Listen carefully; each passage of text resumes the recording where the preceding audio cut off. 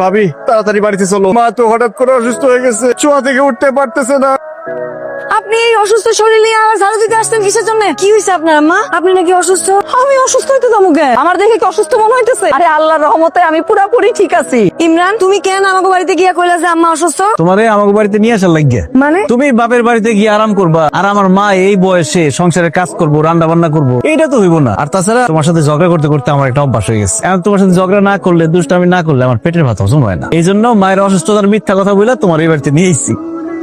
তুমি কি ব্যাপার, তোমার মন খারাপ কেন? তুমি জানো না কালকে রাতে আমাকে পাশের বাড়ি আকাশ তার ভাবিরে নিয়ে পালাই গেছে। এর লেগে তোমার ভয় হইতেছে, টেনশন হইতেছে। আরে আকাশ তার নিজের ভাবিরি নিয়ে পালাইছে, তোমার ভাবিরি নিয়ে তোর পালায় নাই, তো তোমার টেনশন লাগতেছে কেন, ভয় লাগতেছে কেন? কারণ তোমার বাড়িতে একটা সুন্দরী ভাবি আছে, তুমি তার সাথে খাও, তার সাথে থাকো, সারাক্ষণ তারে দেখো। এইসব করতে যায় তোমার ভাবির প্রতি যদি তোমার একটা ফিলিংস চলে আসে। আকাশের ভাই তো বাড়িতে থাকে, কিন্তু তোমার ভাই তো বাড়িতে নাই, বিদেশে থাকে। তুমি যদি ভাবি নিয়ে পালা যাও তখন আমার কি হইব? তুমি কি পাগল হয়ে গেছো? আমার এত সুন্দর একটা গার্লফ্রেন্ড থাকতে আমি ভাবিরি নিয়ে কেন পালামু? পুরুষ মানুষের নিয়ে কোনো বিশ্বাস নাই। আমি শুধু তোমারই ভালোবাসি, আমার মনে তুমি ছাড়া কেউ নাই। আমারে বাপের বাড়ি থেকে মিথ্যা কথা কইয়া নিয়ে আইসা তুমি এইখানে প্রেমিকার সাথে প্রেম করতেছো। তুমি এইখানে আর আমি সারা গ্রাম তোমারে খুঁজে বেড়াইতেছি। কেন ভাবি, তুমি আমার সারা গ্রাম খুঁজে বেড়াইতেছো কেন? কেন আবার? আমার খালাতো বোন সোনিয়া ফোন দিছে, তোমারে খুঁজতাছে, তুমি নাকি ফোন ধরতাছো না। নাও কথা কও। এক মিনিট ভাবি, আপনার খালাতো বোন সোনিয়া ইমরানের সাথে কথা কইব কেন? তুমি বোধহয় জানো না, আমার খালাতো বোনের লগে তো ইমরানের প্রেম। কয়দিন পরে তারা বিয়া করবো। তারা নাকি একজন আর একজনের ছাড়া বাঁচবই না। এই ভাবি কি বলো তুমি সব? তোমার কোন খালাতো বোন? সোনিয়া কে? আমি তো চিনি না। ও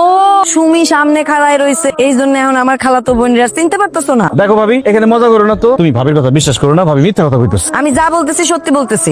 বেঈমান, প্রতারক, বিশ্বাসঘাতক। আমার লগে প্রেম কইরা ভাবির খালাতো বোনের লগে প্রেম করস, তার লগে কথা কস। আজকের পর থেকে আমার চোখের সামনে আবি না।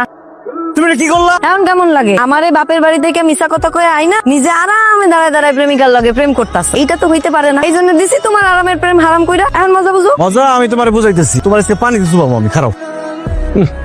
ভাবি রান্নার সময় তোমার মন কই থাকে? কেন কি হইছে? বাপের বাড়ি গিয়ে কি ঘাস কাটছো? রান্নাটা ঠিক মতো শিখতে পারো নাই? ইমরান, আজকে রান্না কিন্তু আমি করছি। তুমি করছো, খুব একটা খারাপ হয় নাই, খাওয়া যায় আর কি। কিন্তু মা, ভাবি থাকতে তুমি কেন রান্না করতে গেছো? না না মা, কাজটা তুমি একদম ঠিক করো নাই। ভাবির হাতে রান্না খাইতে খাইতে আমার অভ্যাস হয়ে গেছে না, এখন ভাবির হাতে রান্না ছাড়া আমি খাইতে পারবো না। রং করো না তো, চুপচাপ খায় নাও। যাও একটা মাছ ভাজা নিয়ে আসো। আম্মা দেখছেন, এখন এই রাইতের বেলা আমি তার জন্য মাছ ভাজি করতে যাবো। ইমরান, বউটারে কেন চালাইতেছস কত? আজকে আমি যা রান্না করছি খায় নাই, কাল সকালে তো বৌমা আবার রান্না করবো। তাহলে কালকে সকালে খামাই, আমার খাম না। হইছে, যাইতেছি আমি মাছ ভাজতে। ভাবির কাছ থেকে রান্নাটা ঠিক মতো শিখো, তোমার রান্না তো মুখেই দেওয়া যায় না। আরে বৌমা আসার পর তো আমার রান্না করতেই হয় না, সব তো সেই করে। আমি ভুলে গেছি রান্না বান্না। তুমি চলে আসো তাড়াতাড়ি আমার কাছে। আমার একা একা একদম ভালো লাগতেছে। আমার সোনা গয়না কিচ্ছু দরকার নাই। তোমারে সাইরা আমারও বিদেশে ভালো লাগে না। তোমার কথা মনে হইলে আমার বুকের ভিতরটা একদম ভাঙা যায়, মনে হয় লাভ দিয়ে দেশে চলে আসি।